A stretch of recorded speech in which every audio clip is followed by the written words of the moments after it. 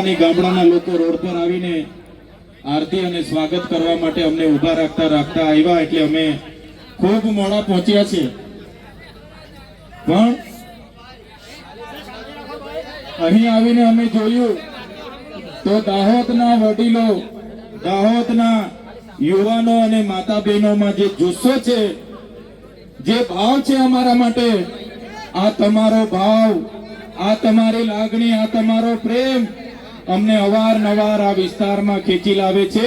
અને આજે અમે આવીને જોયું, વરસાદ છે છતાંય, વ્યવસ્થા નથી છતાંય હજારોની મેદની અહીંયા આવીને ઉપસ્થિત થયેલી છે. બધાને મેં બે હાથ જોડીને નમન કરું છું, વંદન કરું છું. દાહોદની પ્રજા એટલે આખા રાજ્યમાં, આખા દેશમાં દાહોદનું નામ આવે એટલે જે ઇમારતો છે, એ ચાહે વિધાનસભાની ઇમારત હોય, એ ચાહે સચિવાલયની ઇમારત હોય, એ ચાહે હાઈકોર્ટની ઇમારત હોય, જે પણ ઇમારતો, જે પણ ભવનો, જે પણ આવાસો, જે પણ આજે વિકાસના નામે ગુજરાતમાં બન્યા છે, એના પાયામાં દાહોદના લોકોનો પરસેવો છે. અને એ દાહોદના લોકોને મારે સંબોધન કરવાનું છે. ત્યારે મને આનંદ થાય છે કે એ દાહોદની પ્રજાની વચ્ચે શું, જેમની આજે સંઘર્ષની વાતો થાય છે, સાહસની વાતો થાય છે અને દાહોદની પ્રજાની મહેનતની વાતો થાય છે, ત્યારે આ ગુજરાતના વિકાસમાં પાયામાં દાહોદની પ્રજાનો પરસેવો છે. એટલા માટે આજે ગુજરાત વિકાસની પંથે આગળ વધી રહ્યું છે. આઝાદીના 78 વર્ષ થઈ ગયા. આજે અઠવાડિયા પહેલા, દિવાળી પહેલા ગુજરાતની સરકારે વિકાસ સપ્તાહ માટે ગામડે ગામડે રથ લઈને એમના ધારાસભ્ય અને સાંસદ સભ્ય પહોંચતા હતા, ફરતા હતા અને વિકાસની ગાથા સંભળાવતા હતા. વિકાસની મોટી મોટી વાતો થતી હતી. ત્યારે વિકાસ મહોત્સવ આજે ચાલે છે. એક બાજુ 78 વર્ષનો અમૃત મહોત્સવ ચાલે છે, છતાં આજે એ દાહોદ જિલ્લો હોય કે નર્મદા જિલ્લો હોય, આજે ગુજરાતના અને દેશના અતિ પછાત જિલ્લામાં દાહોદ અને નર્મદા જિલ્લાનું નામ આવે છે. આઝાદીના 78 વર્ષ થઈ ગયા. અમારા દાહોદના લોકોએ આ દેશની, આ ગુજરાતની ઇમારતોમાં પરસેવો પાડ્યો છે. એક પ્રકારે નર્મદાના, છોટાઉદેપુરના, મધ્યપ્રદેશના, મહારાષ્ટ્રના લોકોએ નર્મદા ડેમમાં પોતાની જમીનો આપી દીધી.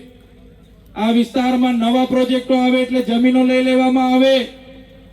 કોરિડોરના નામે, સ્ટેચ્યુના નામે, જીએમડીસી ના નામે, જીઆઈડીસી ના નામે, વિકાસના નામે જ્યારે પણ આ વિસ્તારમાં પ્રોજેક્ટો આવે છે, ત્યારે મારા આદિવાસી ખેડૂતોની જમીનો સહમતિ વગર લઈ લેવામાં આવે છે.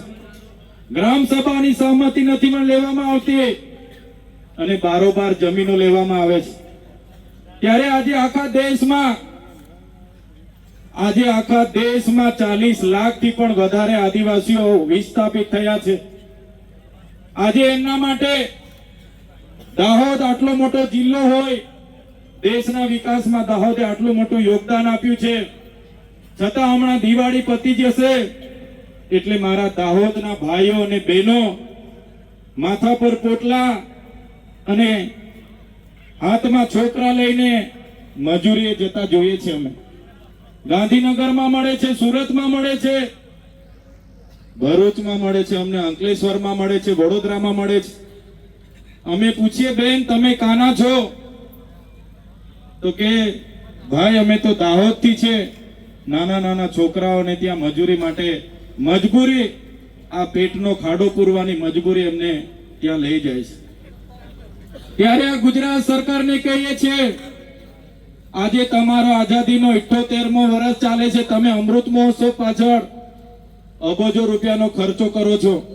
હમણાં વિકાસ સપ્તાહના નામે તમે આ વિસ્તારોમાં રથ ફેરવતા હતા, એમાં કરોડો રૂપિયાના ખર્ચાઓ કર્યા છે. મનરેગા યોજનામાં દરેક બિનકુશળ શ્રમિકને 100 દિવસ રોજગારી આપવાની વાત હતી. આજે અમારા આદિવાસી વિસ્તારોમાં રોજગારી ન હોવાથી અમારી બેન દીકરીઓ જ્યારે શહેરોમાં જાય છે ત્યાં અમારી બેન દીકરીઓનું શોષણ થાય છે, અન્યાય થાય છે, બળાત્કારો થાય છે. આ મજબૂરી, આ પરિસ્થિતિ પેદા કરનારી આ ભારતીય જનતા પાર્ટીની સરકાર છે. એમને આવનારા દિવસોમાં ઉખાડીને ફેંકી દઈશું. મનરેગામાં કૌભાંડો થયા. અમારા લોકો એક બાજુ રોજગારી માંગે, અમને રોજગારી આપો, રોજગારી આપો, અને આપણા મંત્રીઓના છોકરાઓ રોજગારીના પૈસા પોતાના એજન્સીના ખાતામાં કરોડો રૂપિયા સેરવી લીધા. અહીં એક બાજુ આપણી બહેનો પીવાના પાણી માટે તરસે અને એમના સાંસદ, એમના ધારાસભ્યના લોકોએ નલ સે જલમાં કરોડો રૂપિયાના કૌભાંડો કરી લીધા. અહીંયા દાહોદમાં આપણા મૂળ માલિકોની જે જમીનો હતી એ જમીનો ખોટા દસ્તાવેજો ઉભા કરીને કેટલાક અધિકારીઓ અને નેતાઓએ બારોબાર વેચી દીધી. ત્યારે મારા યુવાનોને, મારા વડીલોને આહવાન કરું છું, મેં આવનારી ચૂંટણીમાં એ લોકોને તમારે આનો જવાબ, ઈંટનો જવાબ પથ્થરથી આપવાનો છે. ઈંટનો જવાબ પથ્થરથી આપવાનો છે. જંગલ ખાતામાં ગયા વર્ષે 100 કરોડનું દાહોદનું કૌભાંડ થયું. ગુજરાત પેટર્નમાં કૌભાંડ થયું. આદિ આદર્શ ગ્રામમાં 100 કરોડ રૂપિયા દાહોદમાં આવ્યા, એનું કૌભાંડ થયું. દરેક વખતે અમે દાહોદ આવીને મીડિયા મિત્રોને જણાવ્યું કે દાહોદના લોકો સાથે આટલી બધી અન્યાય કેમ. ત્યારે આ વિસ્તારના સાંસદોના નામ આવે અને તપાસ બંધ થઈ જાય. આ વિસ્તારના ધારાસભ્યોના નામ આવે અને તપાસ બંધ થઈ જાય. આ વિસ્તારના મંત્રીઓના નામ આવે અને તપાસ બંધ થઈ જાય. હવે સરકારો, મંત્રીમંડળ બદલી રહી છે, પણ અમારી પ્રજા આવનારા દિવસોમાં તમારી સરકાર બદલી નાખવાની છે.